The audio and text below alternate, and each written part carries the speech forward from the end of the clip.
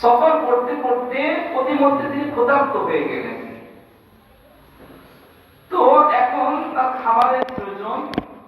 তো তিনি ভাবলেন যে আশেপাশে কোনো রাখাল আছে কিনা দেখি। রাখালদের কাছে উট, গরু, ছাগল, দুম্বা ইত্যাদি বিভিন্ন প্রাণীগুলো থাকে।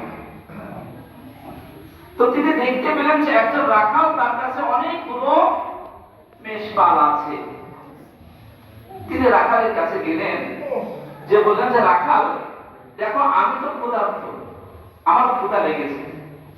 ওমর ফারুক রাদিয়াল্লাহু তাআলা তিনি খলিফা তখন, কিন্তু তিনি এমন ভাবে চলাফেরা করতেন যে খলিফা হওয়া সত্ত্বেও বোঝা যেত না স্বাভাবিক জীবনযাপন যেটাকে বলে। এটা ইসলামের নিয়ম। একজন মানুষ সে যে পর্যায়ে যাক না কেন, তার জীবনটা হবে স্বাভাবিক জীবন, চলাচল হবে স্বাভাবিক।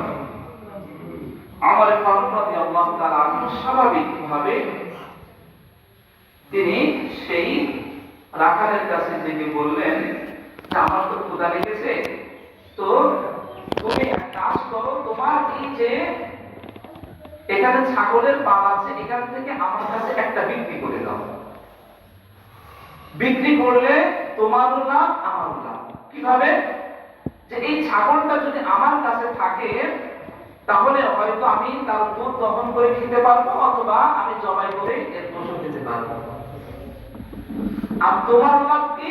তোমার লাভ হলো যে তুমি তোমার মালিককে বলবে যে আমার এই পাল থেকে একটা ছাগল বাঘে ধরে খেয়ে গেছে। তো তোমার মালিক তখন ছাগলের হিসাব নিবে না, তুমি এই ছাগলের মুনাফাটা তুমি পাবে। তাহলে তুমি একটা ছাগলের দাম পেয়ে যাচ্ছ, আর আমিও ছাগলের দুধ খেতে পাচ্ছি, অথবা ছাগলের মাংস আমি খেতে পাচ্ছি। তোমারও লাভ আমারও লাভ। ওমর ফারুক বললেন যে দেখো, তোমার মালিক তো দেখছে না, তোমার মালিক তো দূরে আছে, দেখছে না, তুমি বাঘের কথা বললে সমস্যা কোথায়? এটাই তো স্বাভাবিক। আমরা তো অনেক মানুষের অগোচরে কত কাজ করে ফেলি, মানুষ দেখছে না। খাদ্যে ভেজাল যারা দেয়, তারা কি মনে করে দেয় যে আমার এই কাজটা কেউ দেখছে না। যে চোর, সে চুরি করে কি, যে আমি চুরি করছি, আমার এই চুরির কাজটা কেউ দেখছে না। তো ওমর ফারুক রাদিয়াল্লাহু তাআলা যখন সেই রাখালকে এভাবে বোঝাচ্ছিলেন, রাখাল তখন বললেন যে হে আগন্তুক, তুমি কোথা থেকে এসেছো আমি জানি না, তোমাকে আমি চিনিও না। তুমি আমাকে যে কথা বলছো যে আমার মালিক, এটা হয়তো দেখবে না, কিন্তু মালিকুল মুলক, আমার মালিকেরও মালিক যিনি, সেই মহান রব্বুল আলামিনের চোখ থেকে আমি তাকে দিতে পারছি, তিনি তো আমাকে দেখছেন।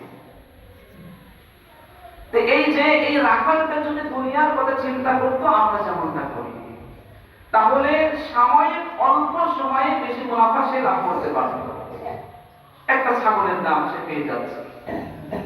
আমাদের সামনে যদি এমন সুযোগ আছে, আমরা তো মাশাআল্লাহ খুব সুন্দরভাবে আমরা এটা লুফে নিতে চেষ্টা করি।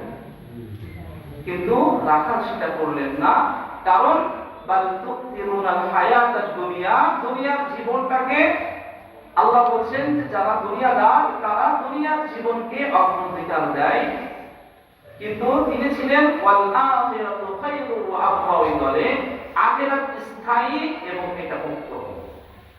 তো কাজেই আমরা যদি এই মৃত্যুর কথা আমরা যদি আমাদের স্মরণে না নিয়ে আসি, তাহলে কিন্তু আমরা হাজারো অন্যায় অপকর্মের মধ্যে আমরা জড়িয়ে পড়ব।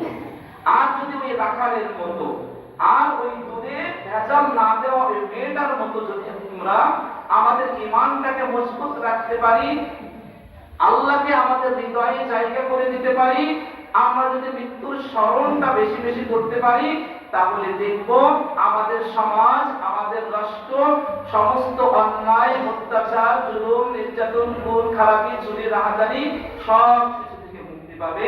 দেশ শান্তি, দশ শান্তি, সবাই ভালো অবস্থায় জীবন যাপন করতে পারবে।